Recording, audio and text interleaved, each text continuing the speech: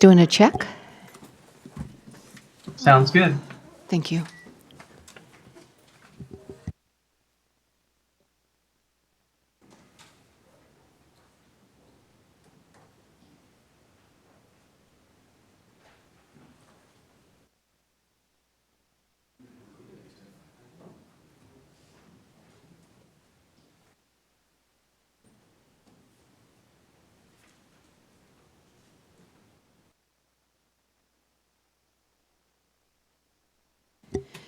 Wow, quiet in here. Well, good evening, everyone. It is, let's see, what is it today? It is September 27th, and I am going to open this city council meeting. It is now 6 p.m. Will you please join me in the Pledge of Allegiance? I pledge allegiance to the flag of the United States of America and to the republic for which it stands, one nation, under God, indivisible, with liberty and justice for all. Okay. All right. Okay. We'll start off with roll call. Chuck called to say that he will not be in tonight, but he is excused. And Councilman McGoffin is going to be a few minutes late. So moving on with the rest of roll call. So Councilwoman Diamond. Present. Councilman Burns. Present. Councilwoman Kesty. Present. Councilman Allen. Present. And Councilman Lavaca. Present. All right, thank you, everyone. Moving on to the agenda. So as you all probably witnessed, it was quite a week that we had. We did have Serena send out an email to do the corrections, and on consent agenda, we have the check register off cycle. That's on page 13. The consent agenda canceling the October 4th, 2023 work session on page 37. The information-only item for the Sedro-Woolley Arts Commission, it's an attachment, page 236. Not on the agenda, but added, and if you wish to add it, it needs to be stated in the approval of the agenda, is the approval of purchase order 2023 PO 25 and 2023 PO 26 to Dobbs Truck Group for solid waste vehicles, and that is actually on page 167. So the items did make it into the agenda, but it did not make it onto our agenda page. So, moving forward with the agenda, I need an approval of the agenda and a statement to add the purchase orders as stated for the solid waste trucks. Do I have a motion?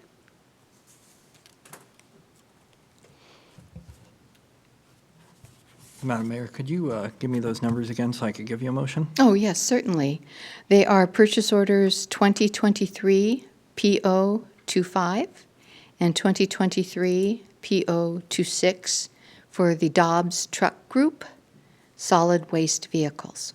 Madam Mayor, would that go under the consent agenda, or would that just go into the agenda for discussion? It's going to go into the agenda for discussion, and I thought that I would put it at the bottom of our packet, if that's okay. Thank you very much. Yeah. I'd like to make a motion to approve the agenda, adding PO 223, PO 25, and PO 223, PO 26 for Dobbs. Okay. Do I have a second? Madam Mayor, I'll make a second to approve that agenda. Thank you. So we have a motion by Councilman Burns and seconded by Councilman Lavaca to approve the agenda with an add-in of the purchase orders 2023 PO 26 and 2023 PO 25 Dobbs Trucks Group for solid waste vehicles. Any discussion? All those in favor signify by saying aye. Aye. Opposed, same sign. Okay, and we will add that to the bottom of the new business. Thank you. The consent agenda. Again, mindful of the fact that we have added here the check register off cycle and also the canceling of the October 4th, 2023 work session, simply because we don't have anything to talk about. So, Madam Mayor, if I may pull number 4 from the consent agenda, canceling the October 4th work session. that number 5, you mean? It says number 4 on my sheet, so Oh, that you would be must number have- 5 on the new one? Yeah, it is. Okay, then Yeah. let's call that number 5. Thank you. Okay. All right. Do you want to have discussion on that now? Yeah, if you'd like.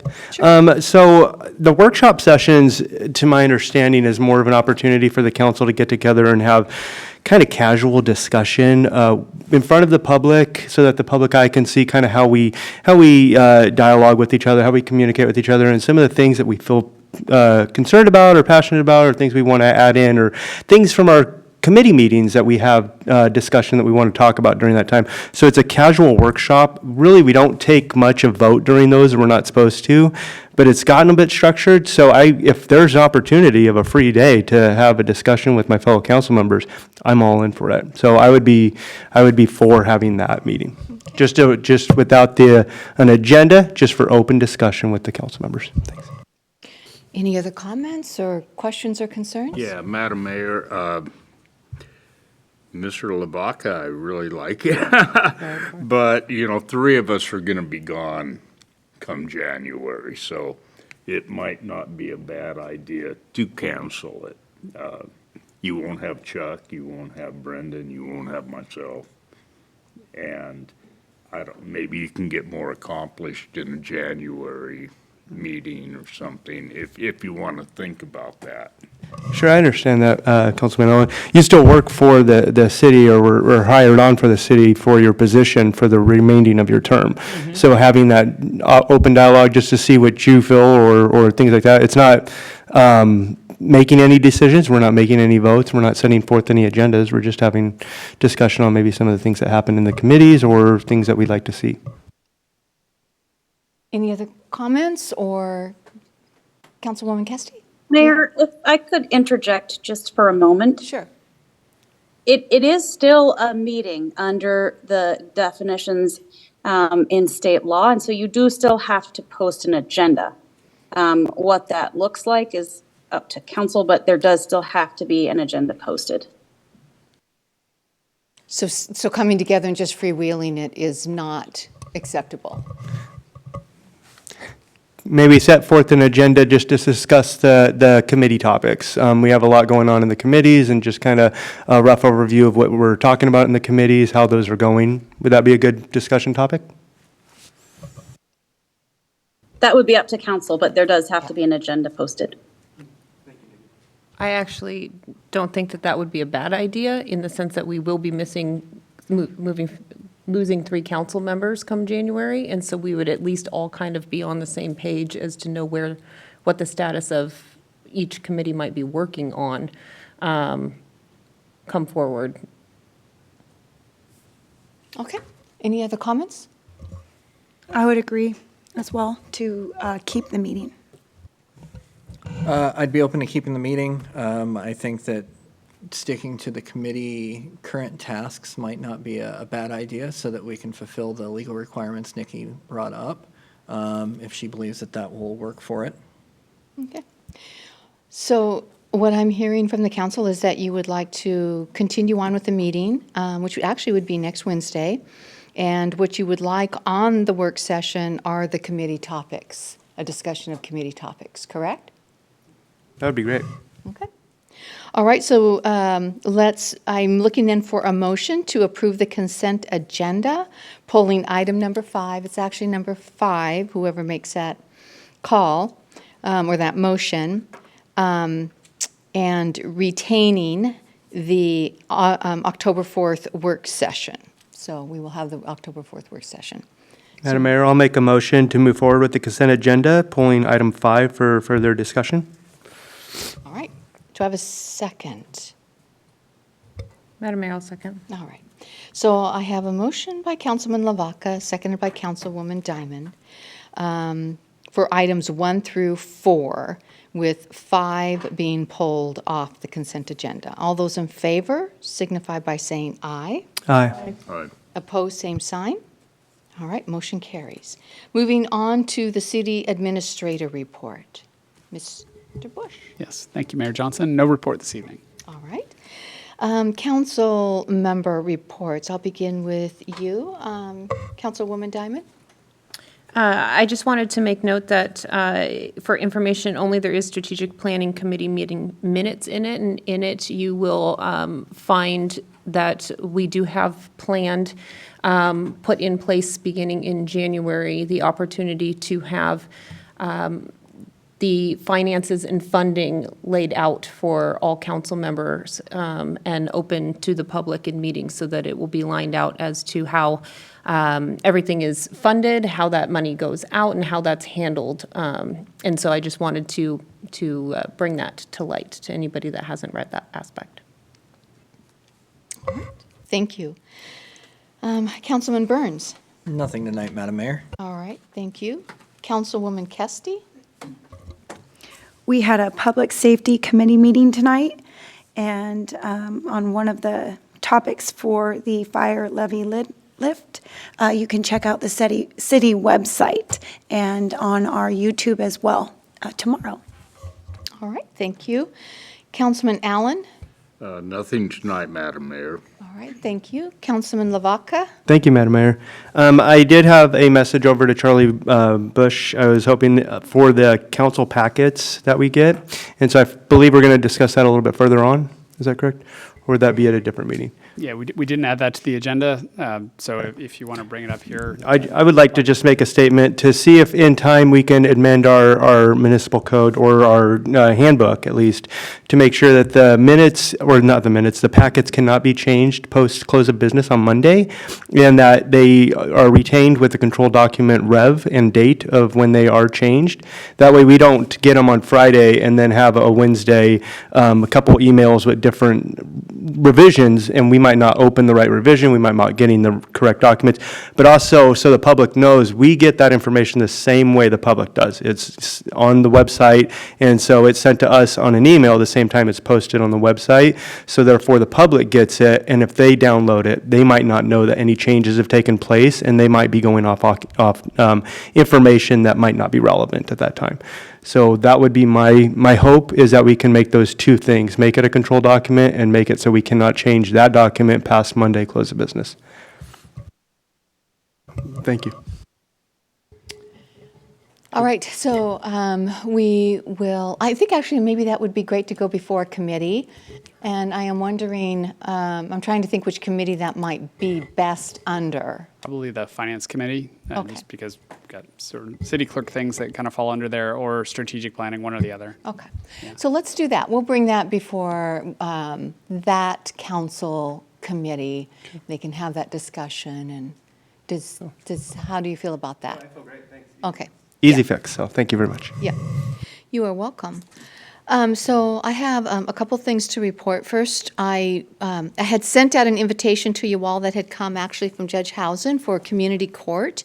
I met with them today, as did actually several other council members and officials from around the county.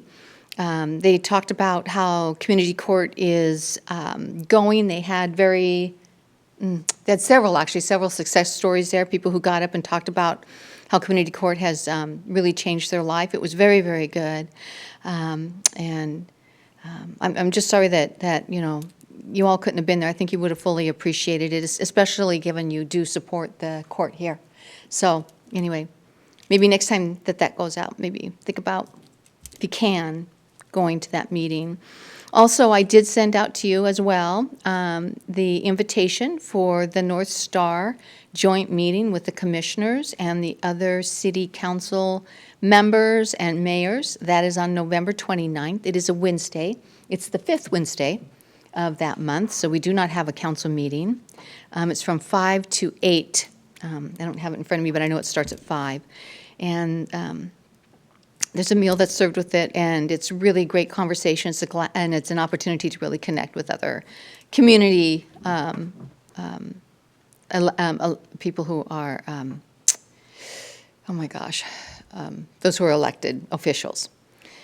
And then also we had a Arts Commission meeting. It went very well. We actually strolled through town and took a look at the murals and also at the carvings.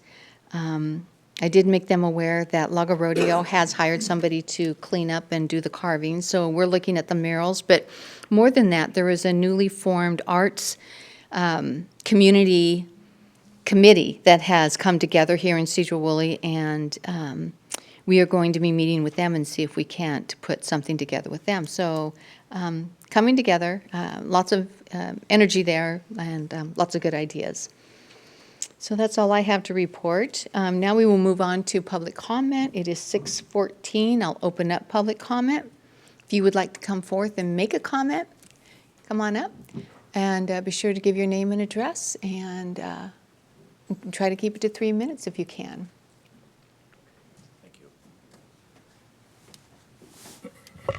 Hi, I'm Dennis O'Neill, and I reside at 107 Talcott Street in Sedro-Woolley, and I have been there for about 18 years now.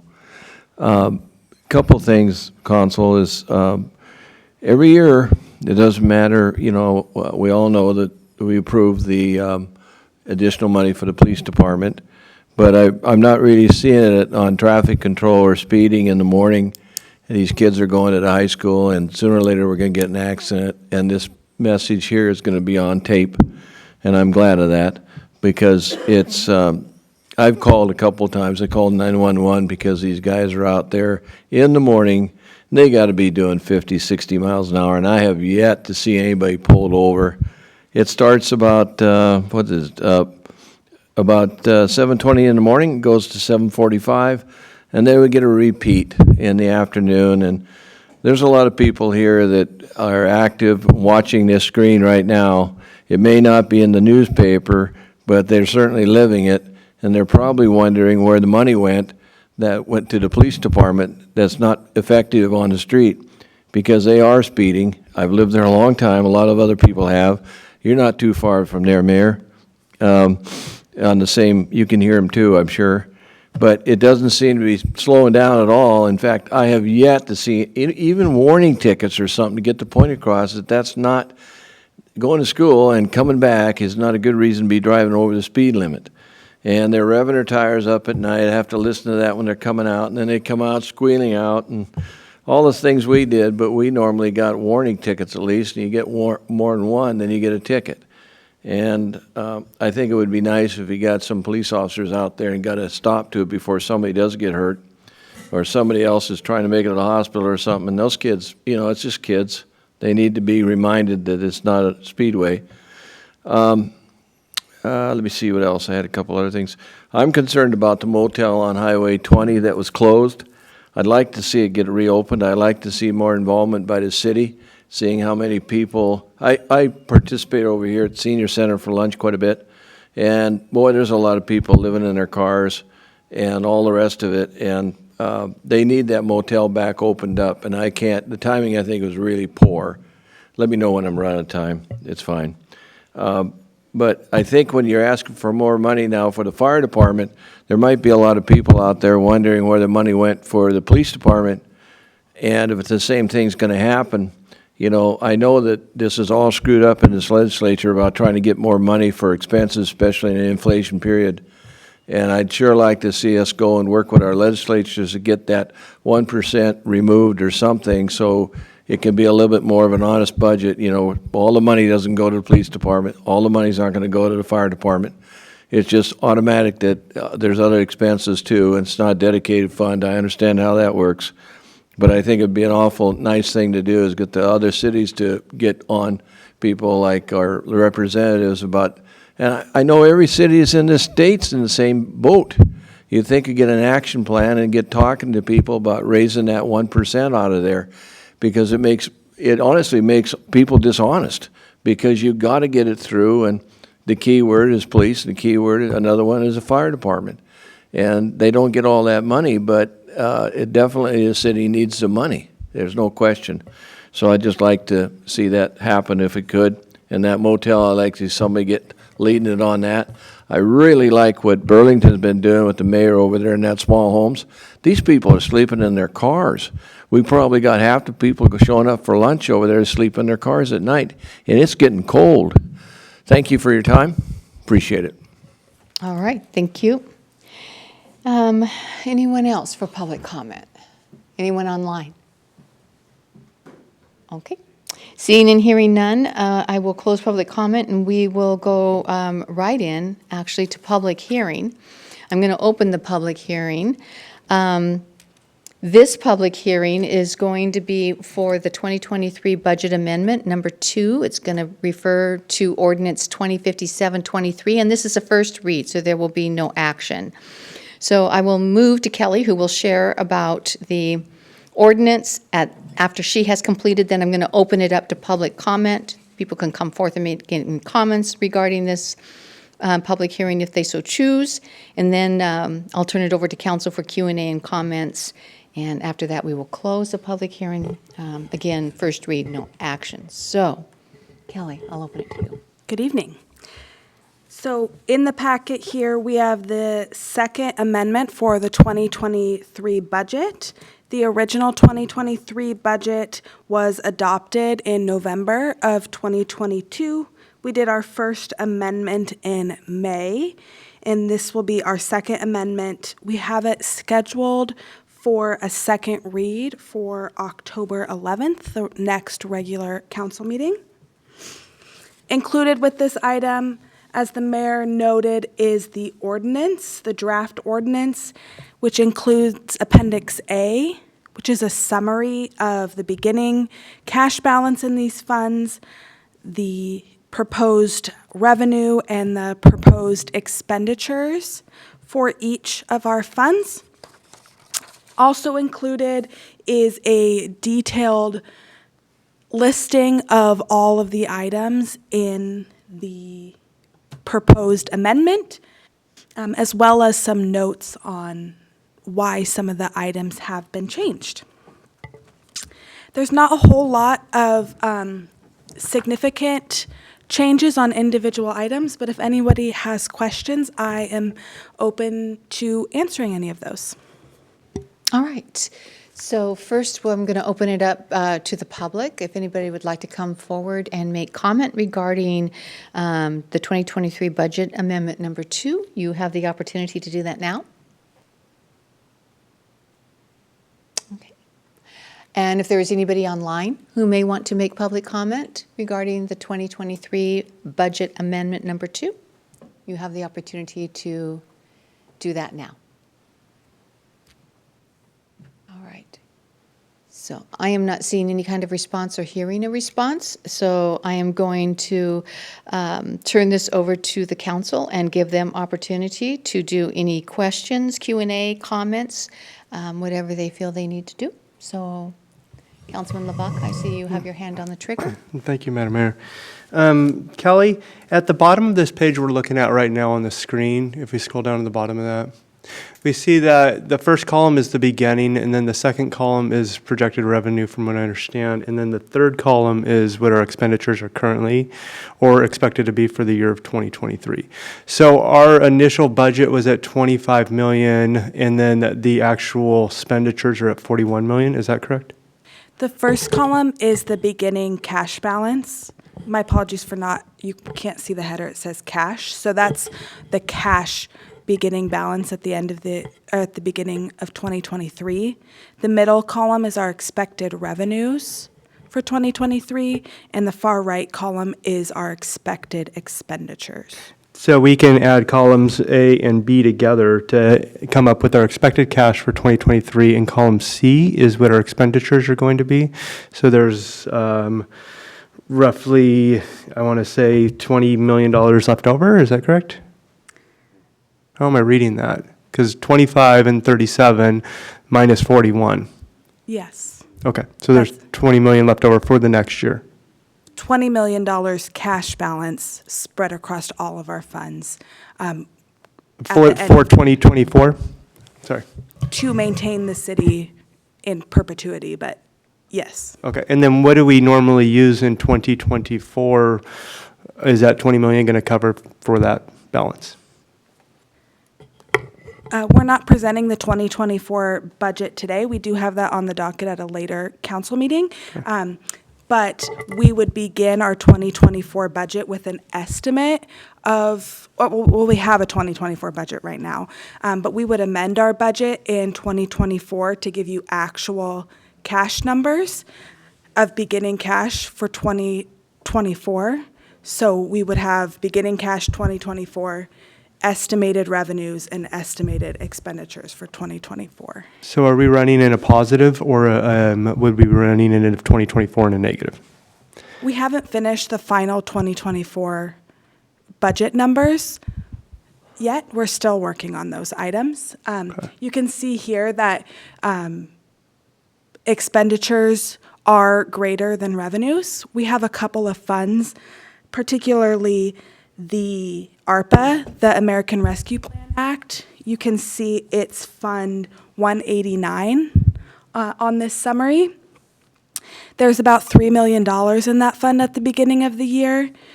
We do not have any revenue coming into that fund because those are one-time federal money. So you can see we only have $2 million in expenditures for 2023. That's part of the reason for that difference at the bottom, is we have one fund that only has expenditures. We got that revenue in previous years, and now we're spending down that money. Specifically on some of our parks are our largest expenditures in that. So with that in mind, we can almost take the 41.4 down to a 38.4, and then that would give us 25 and 37 minus the 38, which would leave us with our costs. I'm trying to understand, like, the amendment for this budget. We're looking at taking from the ARPA fund, which I believe is 140 that's left, or is it all 189? And then would we have to take from the strategic council fund as part of this amendment, and would there be any other increase? So the previous discussion we had about filling the 2024 ER&R? deficit and the impacts to ER&R, that was in relation to the 2024 budget. So in this proposed amendment, we have not moved any money from council strategic reserve that has not already been discussed with the council and approved by the council, or any of those other items we had listed in the tables in the packets. That was for the 2024 budget amendment. I appreciate you helping me understand that. I don't understand the financials as much as anybody else in our city. If they were to open this packet and say, we're looking for an amendment, here's what we're trying to amend, they're going to read this through like I'm reading it through. And, I've got some experience with these, which gives me a little bit, but if, maybe others have more, others have less, but I bet you the average doesn't have that. And so they're not really understanding what we're asking in this amendment, or what we're looking for in the future is if, for a level of confidence with our financials well-being.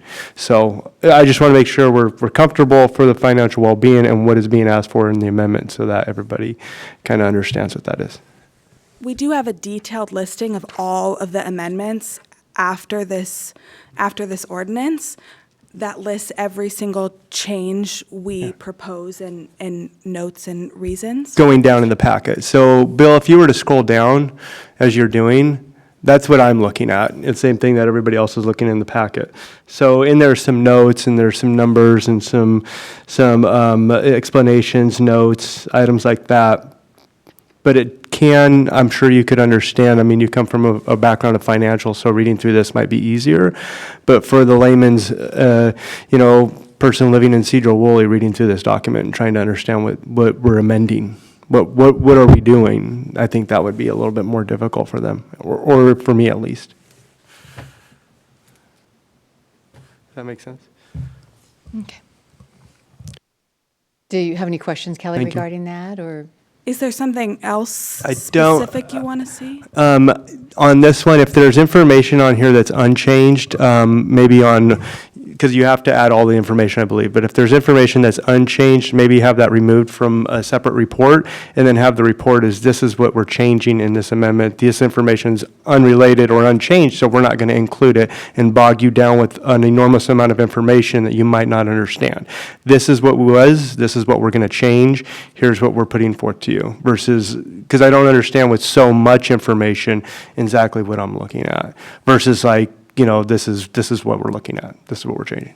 And it's not something I can quickly export into a table. I would have to use Nitro, and at that, it would still be complicated data, so I can't export it to sift it out myself, which makes it a little bit difficult on my part if I was just regularly in the city trying to understand what our budget is or what we are amending. So that would help too, if it was maybe in a format, I don't know if that's possible, something that I can export and then evaluate on my own, with my own software systems.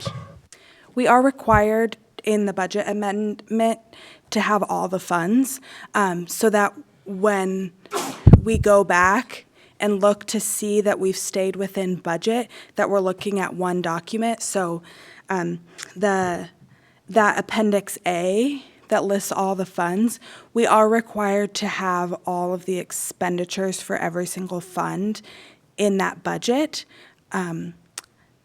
And I can definitely include more information on the cover page too. So in the detailed information you see on the screen there, the final page shows a summary of the of proposed changes, so we can make sure that that is more clear. I think it has a summary. But we can definitely make that more clear. We're trying to just walk that fine line. Some people want just the summary information. That's why we have Appendix A. Some people want all of the detail. So we're just trying to find that something that works for everybody. But I'm happy to add some additional information to make it more clear. Appreciate that. Thank you very much, Kelly. All right, yes, Councilman Burns. I appreciate the notes on the side. That does help highlight what was changed, because I understand you have to hold all this in here. On page 66, I just wanted to clarify, because it cuts it off. Under 330, the 500,000 to 400,000, is that both Olmsted Park grants that we just haven't gone through with yet? One of them says Port of Skagit, so that's why I was trying to confirm. Yes, and Mr. Freiberger is shaking his head, yes. Okay, great. Confirming that, yes. Thank you. Yes. Any other questions or comments? Okay, well, this is a first read, and by law, we do have to have a second read, so you will see this again. We'll be bringing this back to you. Thank you. Moving on now to other new business, the upgrading of the part-time mechanic position to a full-time lead mechanic. And Mr. Freiberger, I believe this is you. Yes, it is.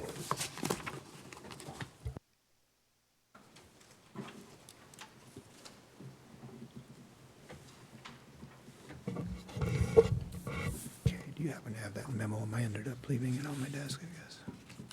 Would you like to have my memo? I can get that to you. Yeah, I think I left mine on my desk. I apologize for that. No, no worries. Here we go.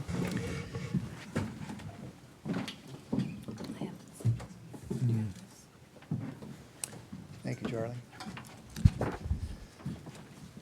Yes, so we have been discussing the possibility of upgrading the mechanic position, which was basically a 3.5-day position for the last several years, to a full-time mechanic for some time now. The existing position has been vacant through this month, and the proposal before you tonight is to actually upgrade that position to a full-time position for the balance of 2023.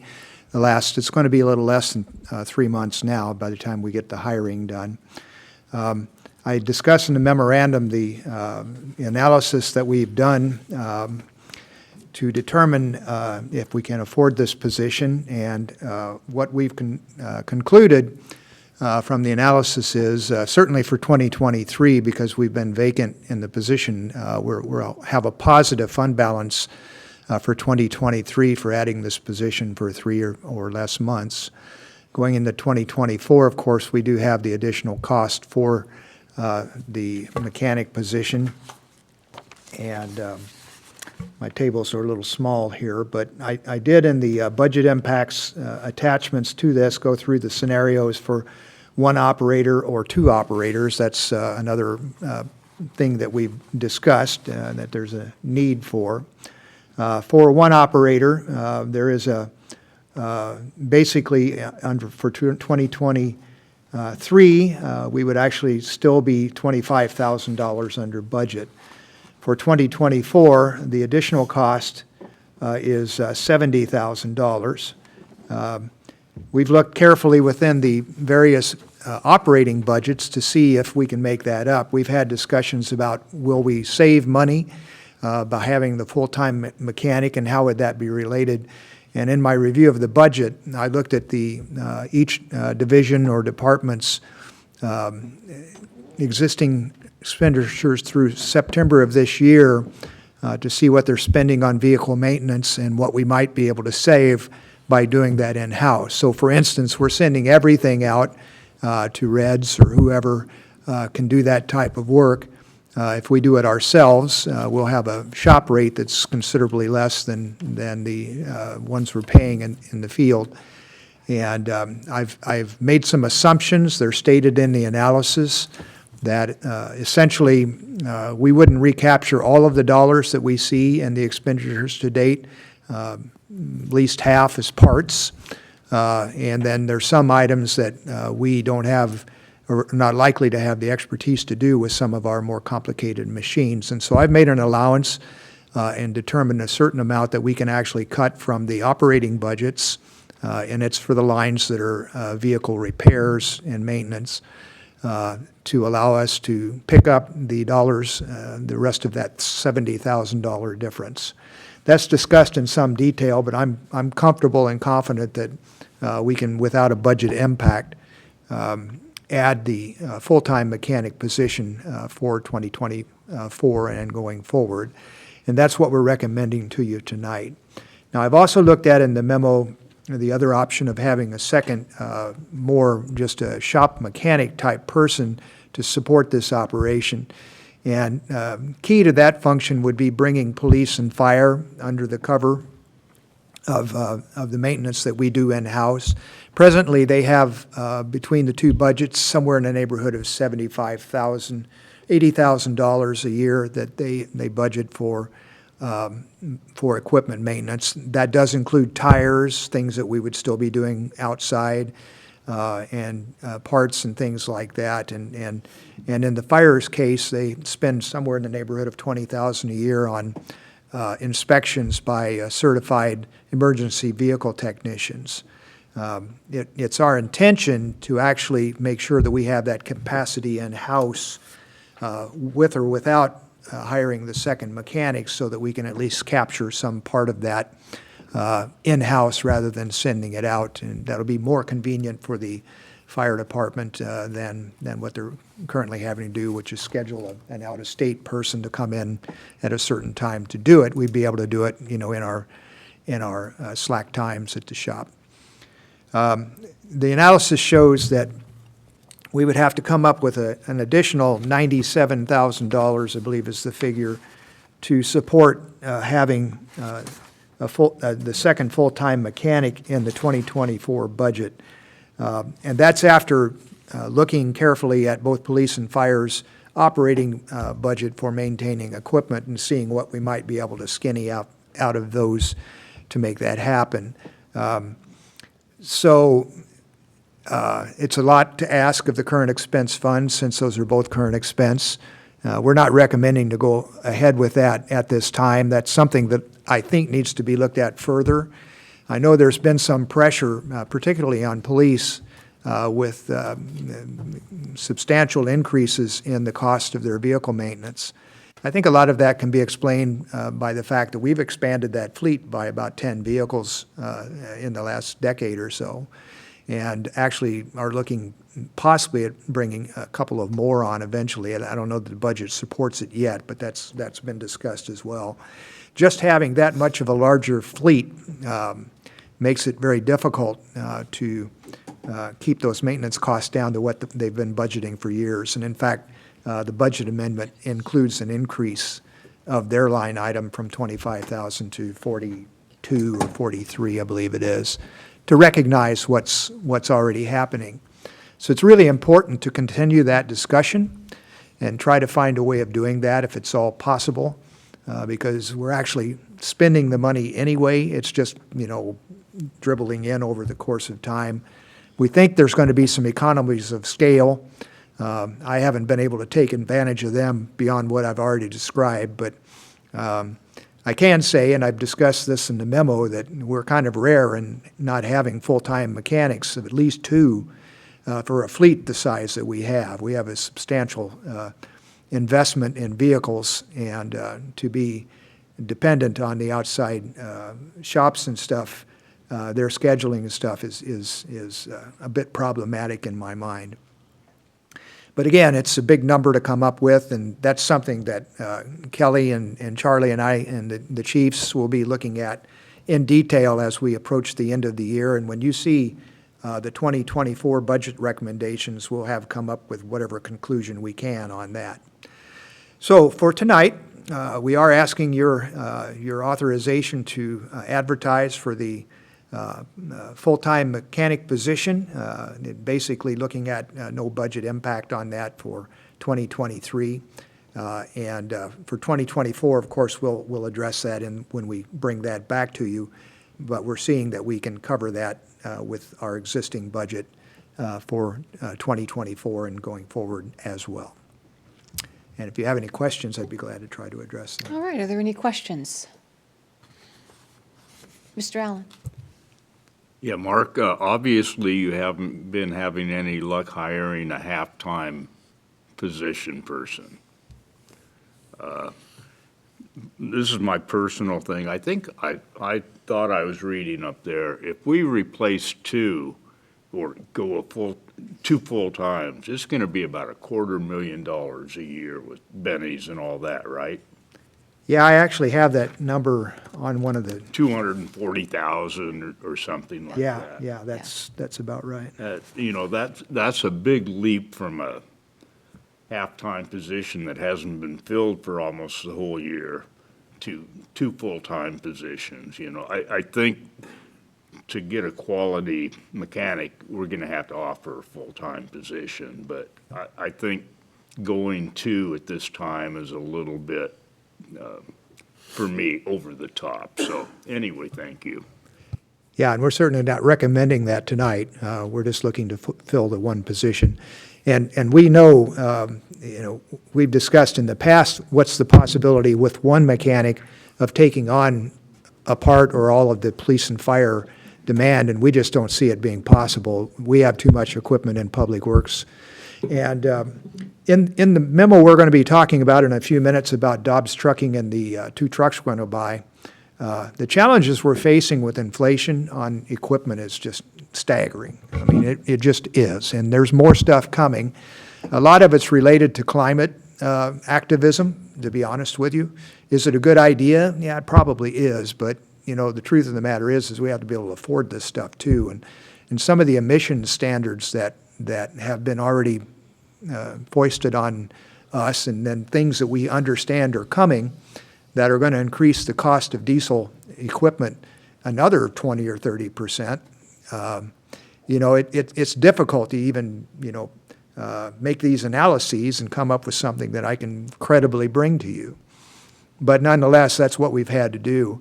And in order to try to mitigate that and mollify that a little bit in our ER&R calculations, one of the things that Leo and I have done with solid waste in particular, looking at the cost of these new vehicles, is we're going to stretch out the replacement, the service life on those vehicles another 2 years. We're going from 8 to 10. Now, in order to do that, we're going to be running older equipment longer, and so it's going to be vital to have a full-time mechanic down there to keep this stuff running. It just is. And we've been cobbling that situation together in the past, and it hasn't worked very well. We've ended up with, equipment breakdowns and struggles. But we think we see a path forward to doing that, but and keeping the overall ER&R reasonable. But it does require us to have a full-time mechanic there to make that work. And council members from the past, other council members have also seen the vision and what the future is bringing. They've actually kind of captured what Mr. Freiberger has shared, which is why the Public Works building and then also the maintenance building was put together. It's all a process, and we knew that we needed to bring on mechanics, and so that's exactly why we worked at doing that. So I want to thank the councils of the past who have been supportive of that, because that is, and you have too, especially with the maintenance building that we just not only received funding from the legislature, but also you helped make that happen. So thank you very much for that. But the next step is we do need a full-time mechanic who can take care of, I'm sure you can speak to this, Councilman Burns, being a mechanic yourself. Do you have a comment or? For those of you who don't know my resume, I've been in the automotive industry for 20 years. I went to college for gas and diesel automotive service technologies, and I'm an automotive shop foreman. So I have a pretty good idea what you're getting into with not having a mechanic or hiring one. And realistically, even if we hired 2 mechanics tomorrow, you would probably keep them busy and up to their eyeballs and things to do with the fleet that we have. If you hire one mechanic who has a diesel background, who has the ability to do that heavy equipment service, and you get somebody with some experience, you can get them to actually pass the certifications that Mark sent me information for, so that we can save that $20,000 cost of having the equipment from the fire department certified each year. Going through those tests, I'd have a hard time passing it, but I also don't work on that stuff all the time. So someone who actually learns, spends a little time on the clock, reading some books, is going to pass that and save us money, and we might even be able to farm that out to some of the other local municipalities that are needing it. There's little reason to not hire your own mechanic when you have a fleet of this size, because you're paying a business that is making a profit on top of paying for a mechanic. So we are, in the end, going to save money as long as you hire at least a remotely competent mechanic and provide them with the bigger, higher-priced tools that are necessary to do the job. So I would be very supportive of doing this. It's a smart choice. Okay. I'm going to call on you in just a moment, Councilman Lavaca, but I do want to make note that Councilman McGoffin is here. He came in about a half hour ago, so I wanted to make sure that we got that on the record. So thank you. Thank you, Councilman Lavaca. Thank you, Madam Mayor. Yeah. I think it's an excellent idea to have a mechanic on board. My dad was a mechanic. My dads were mechanics that I have had, stepdads. And they used to build motorcycles in our living room and then, get them out to the front door and start them up. So where I need work done on my car, I'd go over to the mechanic shop to see how much it is, and I'd hang my head and go back home and do all the work myself. And I was glad I had that trade.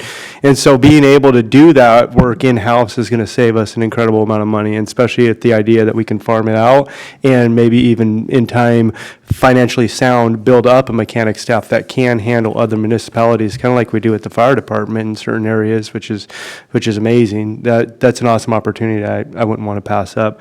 I recently came back from my hometown, and it's extremely ran down and very dangerous there. And we only saw one cop in our neighborhood the entire time, and then we only saw 2 cops the entire time we were there, one downtown.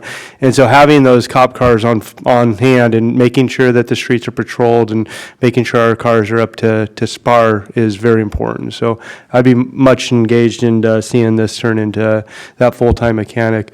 On the budget, there was a thing for the 348, and I think this might be the M&O fund, including a new mechanic position from October to December 23, and that's on page 135. And there was another snip from a couple pages up for that. Is that to fund the new mechanic that would be a full-time position? And I think the total ends up being about $50,000. Or is that money that's... That's what I understand that is, but I'm going to let Kelly speak to that. Yes, I don't immediately see it in the packet, but anywhere that it says October to December 2023 is increasing the M&O to make up for the additional costs. Okay. Awesome. Well, thank you very much. And, yeah, I would be in favor of seeing that mechanic position go to full-time. Okay. Are there any other comments or questions? Okay, hearing none, I do believe that Mr. Freiberger said he's looking for action tonight. Did you want a motion? Yes, please. All right, so is the council comfortable and ready to make a motion on this? Put a motion forward for upgrading the part-time mechanic position to a full-time lead mechanic position. Madam Mayor, I'll second that. All I'll right, second thank that. you. So we have a motion by Councilman Lavaca, second by Councilman Diamond to bring the, I don't have it in front of me here, budget updated to revise a part-time mechanic to a full-time lead mechanic position. Is there any more discussion? All those in favor signify by saying aye. Aye. Opposed, same sign. Okay, thank you very much. Yes, thank you very much. We appreciate council's support and mayor's support and staff with moving us to this next step. So, yes. All right, so item number 2 is the proposed interlocal agreement with Skagit County and the city, Cook Road overlay. David Lee did put this together, but I believe, Mr. Freiberger, you're going to bring this forth?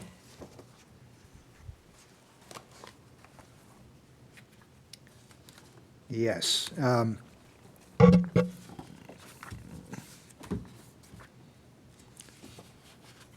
It is up on the screen if that's helpful at all, Mr. Freiberger. Thank you. So, as you know, we have a TIB-funded project to do a grind and overlay on Cook Road, to which we've also included city funds to do a grind and overlay on Jameson Street, basically from township to the west city limits. On Cook, it's from basically the Cook Ferry roundabout to the west city limits, east city limits on Jameson, misspoke on that. And so that project's fully funded and underway. They've built the sidewalk ramps on Jameson, and we'll be moving to the one part on Cook, and they're planning to pave Jameson Street on Monday, weather permitting. They had to delay it from their previous plan to do it earlier this week.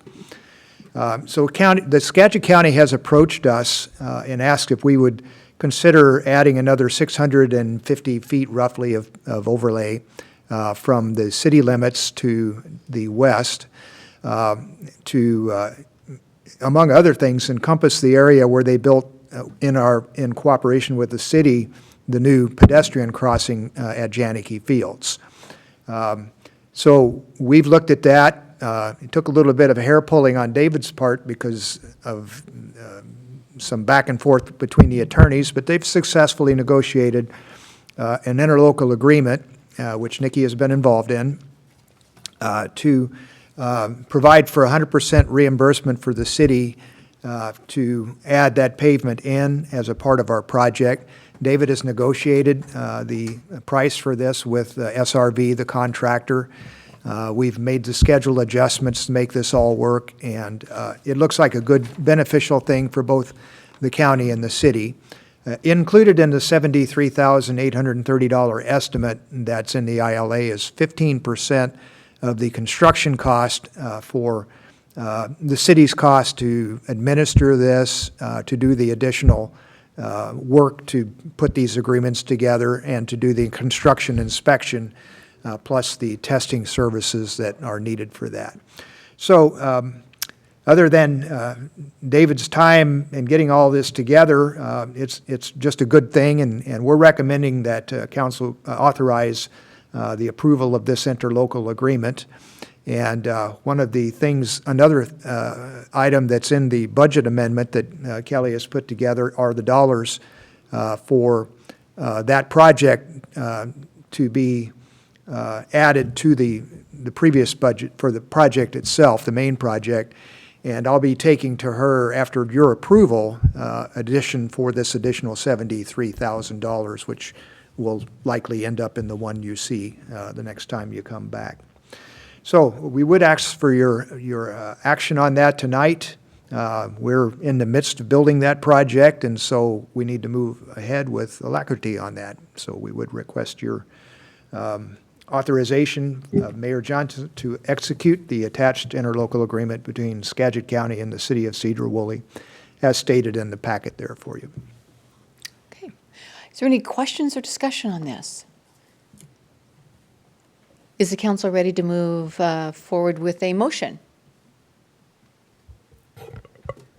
Madam Mayor, I'll make that motion to authorize Mayor Johnson to execute the attached interlocal agreement between Skagit County and the city of Sedro-Woolley for this project. I'll second that. Okay, thank you. So we have a motion by Councilman McGoffin, second by Councilman Burns, to authorize Mayor Johnson to execute the attached interlocal agreement between Skagit County and the city of Sedro-Woolley. Any more discussion? All those in favor signify by saying aye. Aye. Opposed, same sign. All right, thank you very much. Motion carries.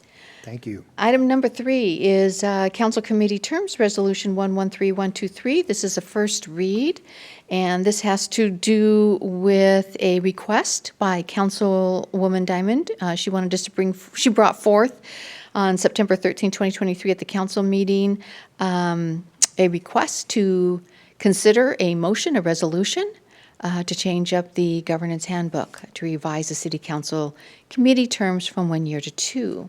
And I believe, Kelly, you are handling this one? I think you covered most of it, Madam Mayor. Really just a discussion if you would like to make that change. Specified here and what was talked at the Strategic Planning Committee was the 2-year term beginning January 2024, and every even year it would switch. The next switch after that would be 2026. Thank you. Is there any questions, discussions, concerns? I just wanted to thank the Strategic Planning Committee for looking ahead and seeing some of the challenges we've had on being on the committee and the limited time and ability we have and making this motion forward to make the council more effective. So I really appreciate you doing that. Okay, this is a first read. It doesn't require a motion unless the council's ready to move forward with that. Mr. McCoffin, do you have? I was just going to make a comment that having gone through 4 cycles of this, it really makes sense because a lot of the times I'd get my feet into a council or a committee, I'd finally figure it out after a year, and then it'd be rotated again. So I definitely see the value in having to be 2 years because I feel like year 1 you understand how it all works, but then year 2 you can really dig in and get stuff done. So Okay. I appreciate it. Councilwoman Kesty? If it's appropriate, I'd be willing to make the motion after the first read because we're all in agreement. Okay. I would second that motion, Madam Mayor, for the resolution 1131.TAC23 be approved. I'm sorry? Sorry, I just wanted to make sure the motion included the resolution. So, Councilmember he's all over it. Yep. We saw you doing all kinds of motions and nobody could read. I didn't want to yell. All right, so there's a motion by Councilman Lavaca. Is there a second? I'll second. Okay. Or, I'm sorry, We had already kinda Councilwoman seconded. Kesty. But why'd you say Lavaca? I don't know. Okay. We're all in agreement. All right, so motion by Councilwoman Kesty, seconded by Councilman McGoffin, is a motion to pass Resolution 111323 to amend the Sedro-Woolley City Council Government's Handbook to revise the city council committee terms from 1 year to 2 terms. All right, all those in favor signify by saying aye. Aye. And opposed, same sign. All right, very good. Motion carries. Last item on the business tonight is the Citizens Salary Commission. And during the September 6th City Council study session, Councilman Lavaca did make a motion to put forth the Salary Commission on the agenda to have discussion as to whether or not to continue or to disband. So what we're looking for tonight is a motion that would instruct the staff on the next steps regarding the Citizens Salary Commission discussion. And our attorney, Nikki Thompson, if you wanted to add anything to this, to give guidance to this discussion, I look forward to hearing what you have to say now. Absolutely, Mayor. You've asked to have a conversation about the Salary Commission, and realistically, you have 2 options here. You can either decide to make the determination as to elected salaries on your own via ordinance, or you can utilize a salary commission. Those are your options under state law. And I understand that you had ideas about putting this out for a vote of the public. Unfortunately, that's not an option. However, in the RCWs and in your code, there's an option for referendum. And so with 15% of the voters, you can actually have a vote of the public if the public is concerned about the salaries set by the Salary Commission. So that's sort of a very brief overview, and I would be happy to answer questions if you have any. All right, any questions for Nikki? Councilman Lavaca? Oh, they wouldn't be for Nikki, they'd just be for discussion, Madam Mayor. Okay, go ahead. Okay. So I brought this up because I'm going over the salary commission and kind of going over what their structure is. I wasn't seeing that they were necessarily adhering to what I at least thought we would be doing, which is evaluating the cost based upon analytic data. On the first session they provided a lot of information about most cities and populace and wage per city for mayor and council. Now, at the end of that, they included a quick summary that said the salary trend for Sedro-Woolley, and they included the mayor and they included the council for 2013. 2013, it was at $24,648. Well, incrementally moved up each year for the mayor all the way up until 2022 to reaching a $30,640. I would like to make note that obviously I feel that the mayor's role would be much more important than $30,000 for our community, and I do feel that that's light. Nevertheless, we see an increment of 1.96, 2, 2.25, or 4.5, 1.93, 2.89, incrementals of about 2 to 3% for the mayor. The council remains the same going all the way through 500 each year incrementally. And so looking at that data, one would go to suggest that maybe there's not a correct correlation between the two as far as incrementally increases. Now, for that increase to take shape over the council, it would be such a small amount, it really wouldn't make a substantial difference. And truthfully, even to bring us into par, which might be at 645-ish, 650-ish, might not even make a tremendous matter to any of us anyways, but it would be something that is, according to the data, in line with what we're seeing. And that's kind of what I anticipated from the Salary Commission, is weighing that out. At the time, they actually asked myself and other members whether we even wanted it or needed it.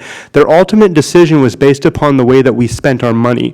And they made that clear in the video of that session. During that time, they suggested we didn't need a raise because we donate it. We maybe spend it on candy bars, or we use it for new shoes, or whatever we do with our money, we did not need a raise because of that. And that, to me, was already going more of an emotional or an outside of what their forum should have been. So going forward, we ended up with a bonus going forward for an elected official, which is not something that you necessarily voted on, obviously, or anything like that, but it was caught in a packet, and then I did not know it at the time, but a council member reached out to the executive branch and said that, hey, this is in the packet, but we don't have anything online from the Salary Commission. So then it was added in, I believe, on Monday after the packet was already put out. So I still didn't have any information on where that came from. It ended up coming from the Salary Commission. And that packet was put out late, and it was really only put out because another council member made note of that. So then we started getting a little bit more transparency and up-to-date information on when those meetings were done. Now it's on site, on the line. Videos and packets and minutes are there, which is nice to have, and it's within a nice section.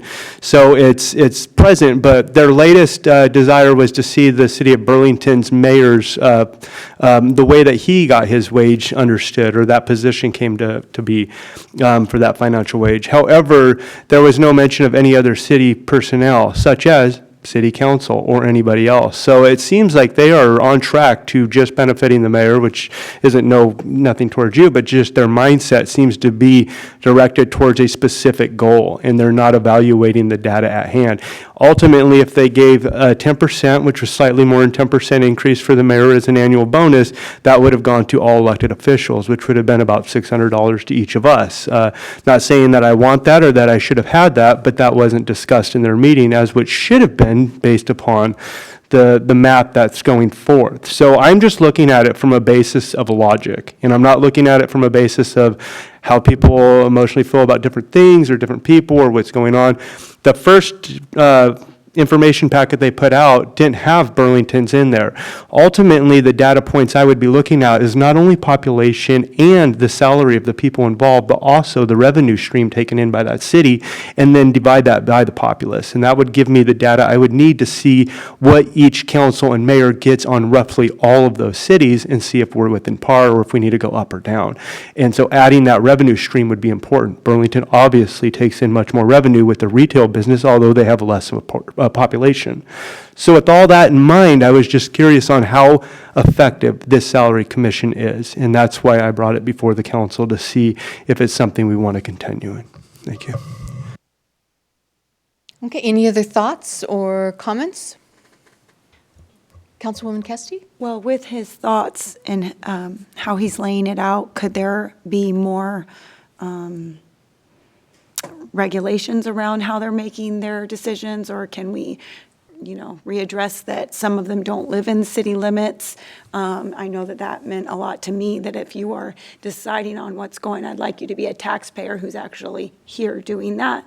So, are we able to discuss the parameters around the qualifications or what they're looking at?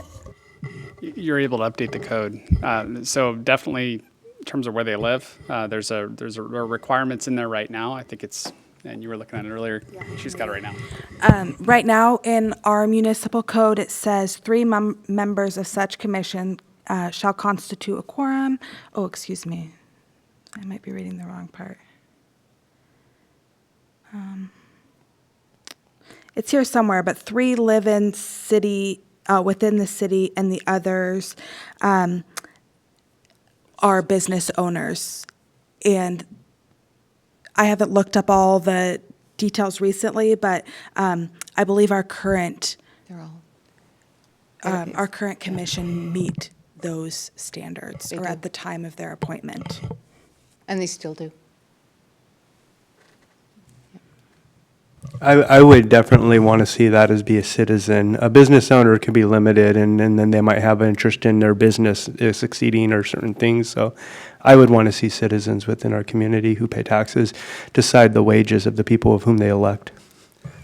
If the council is so inclined to set more stringent parameters around this commission and get them a little bit more focused in line with their task, I would be in agreement with that, although you do understand where I hope you would understand where I'm coming from in saying maybe it's time just to let this one go and, come about it at a different time, but take it back into our own hands. I can't remember, do they have limit as to how long they can be on? Most of the commissions, they're only on for a couple years. Somebody's on for a couple years, then the others are on, they go off the following year, the others go off the year after that. So you have a constant turnover. Right, so the And members of the commission shall serve 6-year terms without compensation, and they're in staggered terms. Okay, so when does the first go off? 4 years and then every 2 years after. I assume it's in 3 2-year terms, so I believe there would be a new term potentially in 2024. I'd have to look up each of their terms, but I can get the council that information. Because this may resolve itself just simply by the term limits. I have it in front of me if you'd like it. So the chair will be from April 1st, 2022 through March 31st, 2028. The co-chair will be from April 1st, 2022 through March 31st, 2028.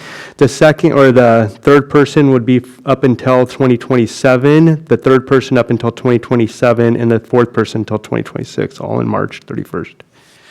So the next cycle would be that one member in 2026, and then it would be 2 other members in 2027. Okay, good to know. Thank you. Councilman Burns, you were going to say something?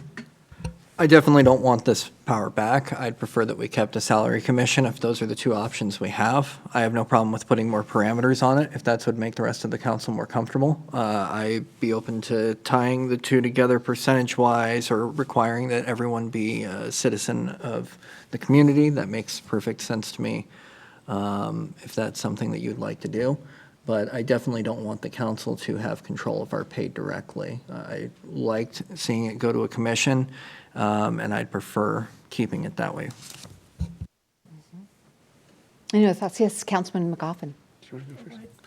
I'm all in favor of adding in these additional requirements.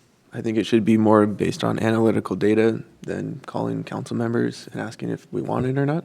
I think that's kind of skirting the whole point that we tried to get away from, is focus on what cities like us, both in population and revenue, are paying their council members, and then, adjust accordingly. So I'm all in favor of that. Something else that came up at one of the meetings, and I know I've heard it from a couple people, and this is no slight, so please don't take it personal, but I think there should be something in there that if the mayor has any connection to someone that they are appointing, that they disclose that to the council. I know that came up. I've heard it from a couple people. Whether it's true or not, I want to just make that clear in the code that there's no sense that the mayor is going to appoint someone that's going to turn around and give them a bonus. Should we do that also for the council members then? Yes. And that might get a little bit sticky, right? Given 8 people up here and we all know everybody within the community.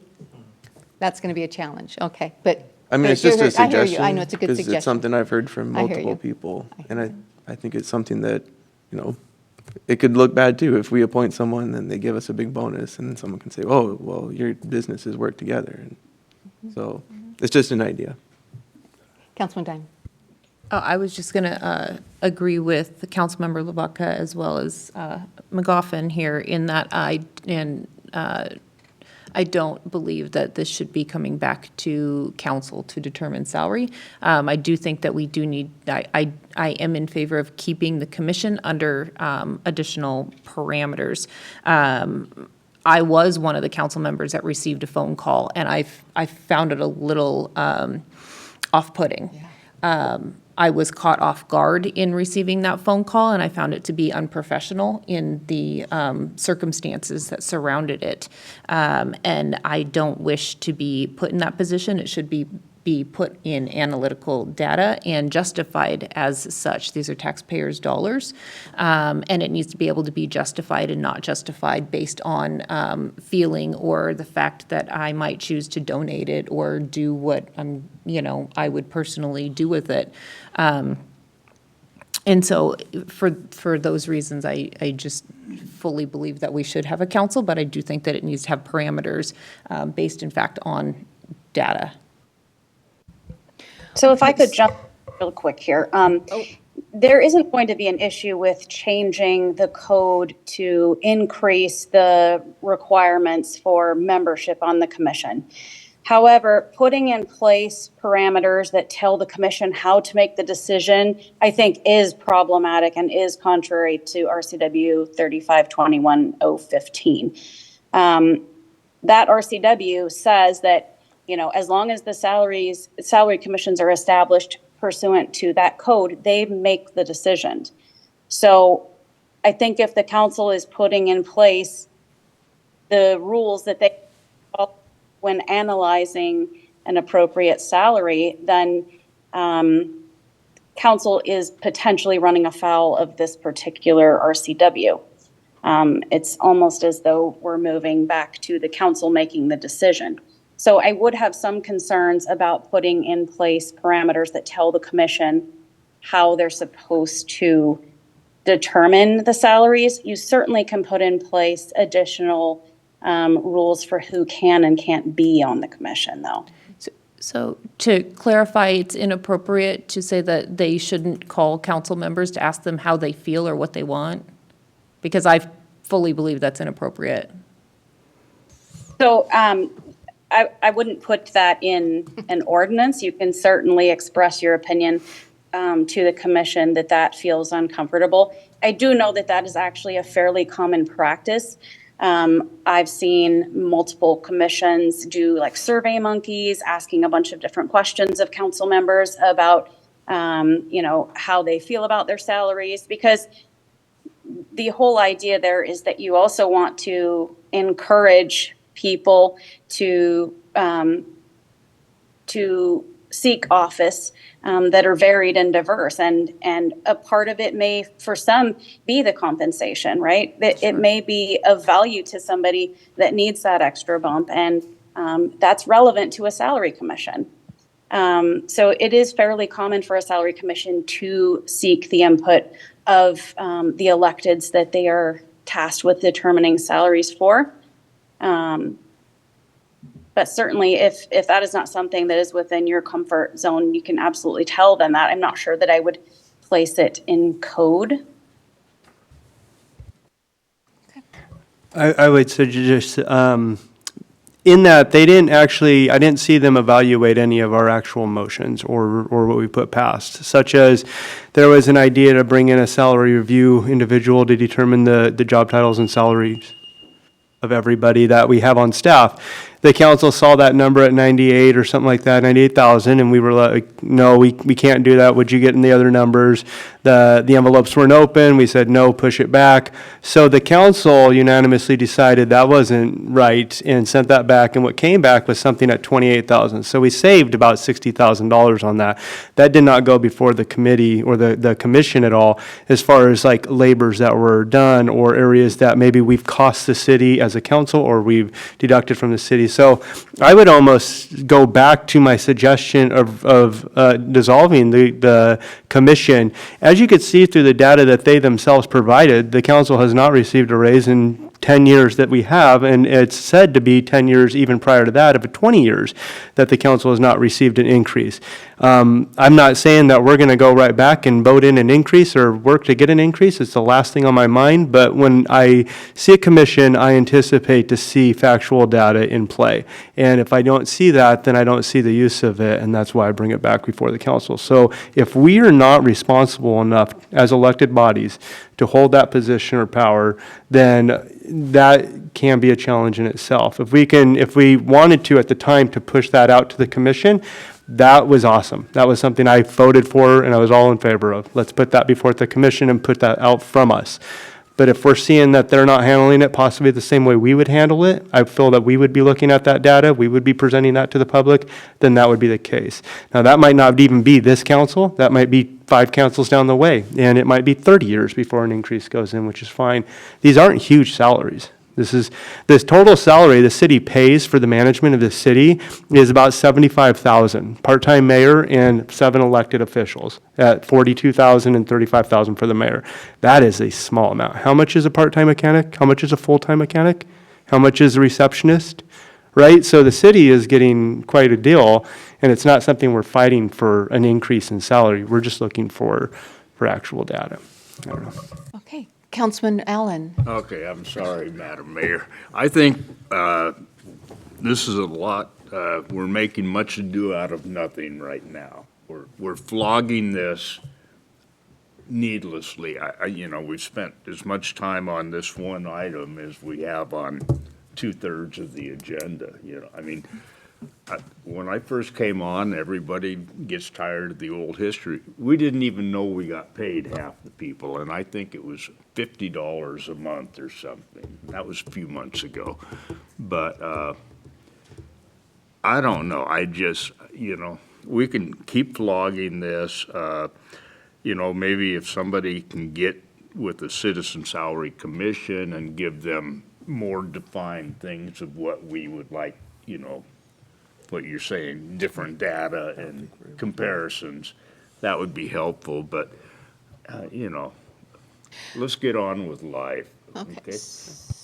So it's just a suggestion. Perhaps this is something then that can go back to the Finance Committee, and they can take a look at the ordinance as it is written, and they can determine what kind of, having you all heard what everybody is saying, the Finance Committee can then perhaps reshape the ordinance and bring it back before the council. How do you feel about that? I'm fine with that. Okay. With it too.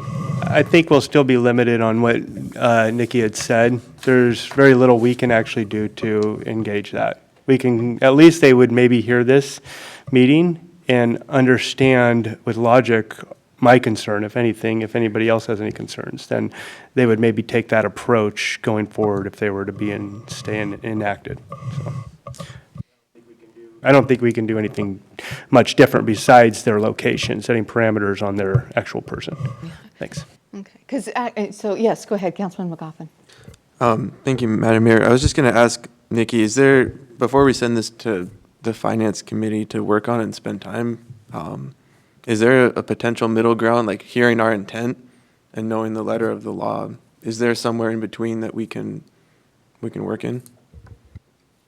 So I was thinking about that as you were talking, and what I see the middle ground as being is, having the administration call up the salary commission and have a meeting. I don't know when the next one is scheduled, but sort of have the conversation from an HR perspective, right? Oftentimes when you do an analysis with the salary commission, you treat it similarly to what you would treat a salary survey, and you do go through the analytics and you do talk through what other jurisdictions pay their councils and their electeds and what kind of benefits come with that. It may be that it's a good idea to revisit that. We've seen a great deal of inflation in the last couple of years, and that might have changed what other local jurisdictions are doing with their elected officials and with their salary commissions. And so maybe it's a good idea to have Kelly and Charlie get together and pull that data and call the salary commission back in to have that conversation and take another look. I don't think the middle ground is to make changes to the ordinance that restrict how they make the decisions, because I don't think that's consistent with the law. I do think you could make tweaks to the code to make the residency requirements stricter, and then add in some of the additional language from the RCWs that talk about restrictions on who can be a member.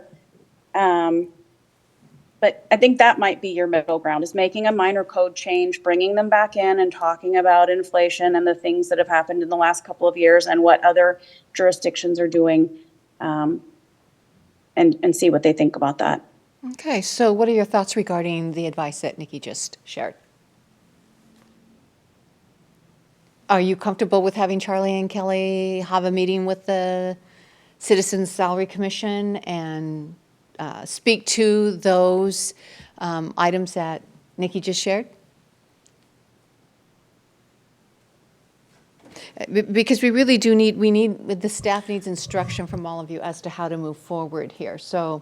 It would be my purview to see it dissolved, but I would be up for, if the council so wishes, to see what Kelly and Charlie come up with their understanding of the commission, how the commission is sifting through the data of which they are requesting and not requesting as well. So, I mean, both make a point, right? When you ask for information and then information you don't ask for, both weigh in. So I would be up to understanding a little bit more on their frame of thought, if that's what you guys would like, and then see what you guys come up with. So thoughts regarding what Councilman Lavaca has just shared?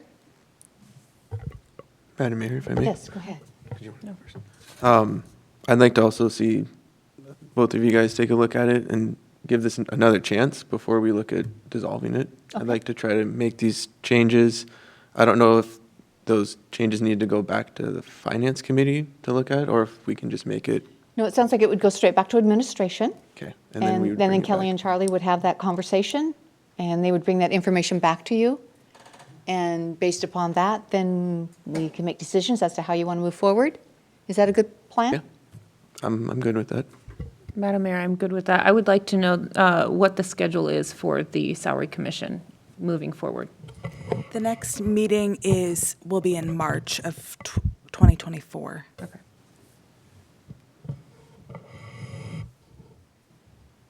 Okay. All right, any other thoughts, discussion? Okay, hearing none, thank you very much. That's good guidance for us. Thank you, Nikki. That was also great guidance for us as well. Moving on to the last item, which the council chose to put on, and that is the approval of purchase order 2023, PO 25, and 2023, PO 26 to Dobbs Truck Group for solid waste vehicles. And Mr. Freiwerker. Thank you, Mayor. So I apologize for this not getting in the agenda correctly. It was just a technical issue with one of these huge attachments here that caused it to get bounced out of the agenda, and then it was added in manually. But anyway, no fault of the finance department on that. The Equipment Repair and Replacement Fund is the methodology we use to manage our fleet within the city. We list all of the major pieces of equipment on that. We update it yearly in association with the budget process. Typically, what I do with that is when we purchase a new vehicle, that becomes the beginning point for looking forward to what it's going to cost to replace that vehicle at a certain service life, which is established in the R&R. And I talked a little about that with the trash trucks earlier, that we had them in at an 8-year service life, and we're looking to go to a 10 now. And it's worked well for us. This was actually set up by my predecessor 18 years ago, and I've been using it ever since I got here for my 16 years so far. It's allowed us to really formalize how we replace our equipment, and it's been working really well, I would say that. And the way we manage that, we also have a kind of an aging schedule to where I look at 20 years out, what it's going to cost year by year to purchase the equipment that's reached its service life. And so that's kind of a real broad view at this, and we look at inflation. One thing that we haven't looked at enough yet, but we're in the process of doing, is the effects of the last 3 years and the really heavy inflation we've seen on the program. For a decade and more, we've been using 2%, and obviously that fell way behind with the inflation we saw in the last couple of years. I've been gradually upgrading that and working with Kelly on it, and she's got some changes she's going to make to the system going forward. But we're still at this point using what we have. And for these particular pieces of equipment, both of these were purchased in 2016, the ones that are being replaced, units 519 and 520. One is a trash truck. It's a side loader, picks up the cans from the side, and the other one is a front loader. We have two of the front loaders in our fleet and one side loader, and that's our main equipment. We also have a roll-off delivery vehicle, and we keep one that's come off of the ER&R as a backup for these units. So these are at the end of their service life on the ER&R, and it's time to replace them. We got quite a sticker shock, which I've already alluded to with these when we solicited the Sourcewell prices for these. It's about 21% more than we had been projecting it was going to be. And I knew it was going to be up, but I didn't have any idea it was going to be that much. So it is a fairly big hit to the ER&R, but fortunately for us, with the management we've been doing of the ER&R, we do have the funds to make the purchase, and we'll still have a fund balance, and I talk about this in some length in the memo. We'll still have an over $1.5 million fund balance in the ER&R, factoring in these purchases and the others that are happening over the 2024 period. So there is a bit of a time factor to these. The Dobbs Trucking Group, looking ahead to the scarcity of equipment right now, and it's the chassis we're having problems with, and you've heard Chief Wagner talk about this quite a little bit. They can be a year and more out, and we've been waiting a year and a half, 3 years? 2 years. 2 years. So if you get out of line right now, it has consequences, and we could, if we didn't order these things soon, we would be looking at probably 2 years to get another pair, and then we're going to have vehicles that are considerably beyond their service life. Dobbs, thinking ahead, ordered 20 of these units, and if we get our orders in soon, we'll become 2 of those chassis units that will be reserved for our units, and we would actually be able to get our trucks from the chassis manufacturer in the first part of 2024, and then after it gets to Dobbs, then they put on the trash equipment itself that they buy from another source. And we should see these units March, April, something like that of 2024, if we order them now. Now, the expenditures should not hit until 2024, although it may be right in the middle of December that they're looking for payment for the chassis part of this. But more than likely, if we get the bill at December 15th, it still wouldn't be paid until 2024. So that's one nuance on this. They do offer an $8,500 discount per chassis if we order these things and get in that group of 20. And so there's that as well. So with all those factors stated, I am recommending that we go ahead and requesting that you authorize us to place these purchase orders for these trucks and move ahead with that at this time. So if you have any questions, I'd be glad to address those. All right, questions for Mr. Freiberger? Go ahead to do it if you don't mind.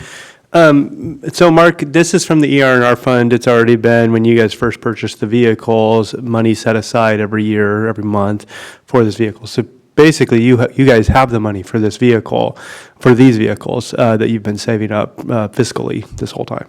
We have money in the ER&R to cover this. Awesome. Yes. Yeah. Okay. Thank you. And that is just the process on a yearly basis. In fact, in the budget, when you look through that, you'll see that there's line items in there for equipment transfers from each department to pay for the replacement of their vehicles when they come to their service life end. Awesome. So this is just the normal course of what you guys planned for right when you purchased these vehicles long ago. That's correct. Awesome. Thank you very much.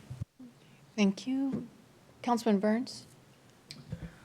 I was just looking at the destination listed for Battle Motors, and I was curious if the work was done in the United States or not.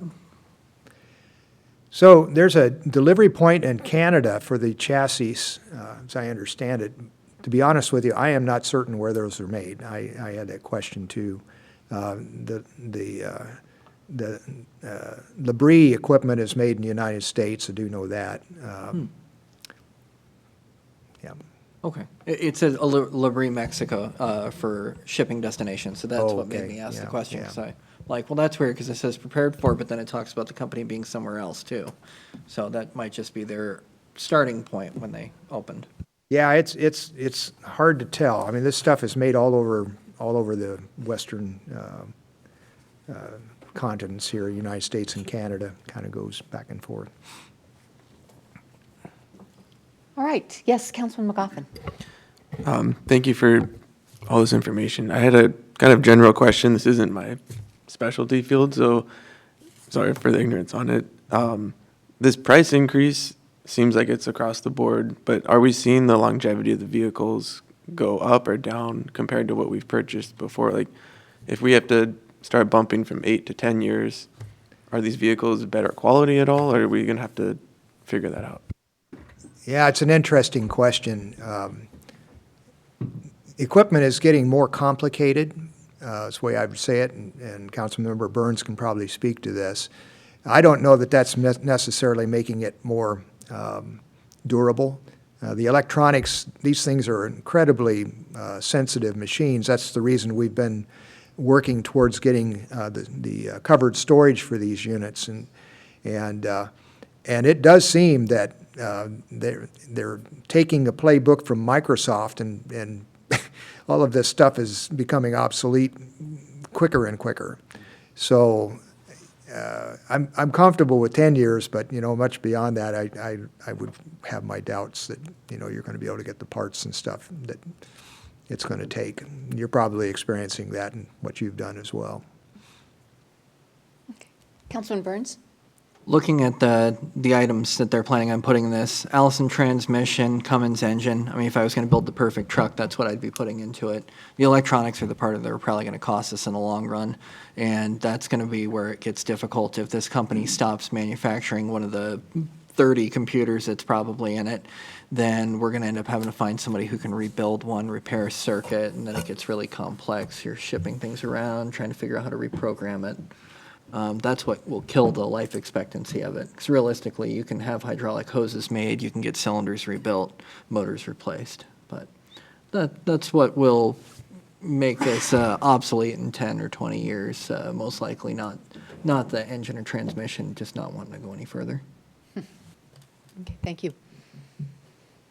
All right, I do believe, if there are no more questions, Mr. Freiberger is looking for a motion tonight, is that correct? That's correct. All right, so the recommended action is, shall the city council award and authorize the Public Works Director to issue the attached two purchase orders, number 2023 PO25 and number 2023 PO26, for the Sourcewell contract number 081716 PMC Peterbilt Motors in the total amount of $909,014. I didn't say that correctly. 909,014. Is there a motion? Madam Mayor, I'll make that motion. Thank you. Madam Mayor, I'll second that motion. Thank you. Okay, so we have a motion by Councilman Burns, seconded by Councilman Lavaca. Any more discussion? All those in favor signify by saying aye. Aye. Opposed, same sign. All right, very good. Thank you. I'm sure Leo's grateful too. I know that they've been hobbling some of those trucks together, so thank you very much.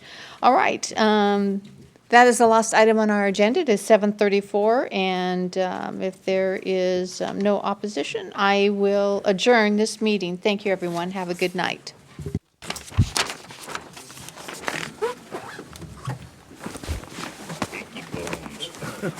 Because it's getting, you need a snowsuit.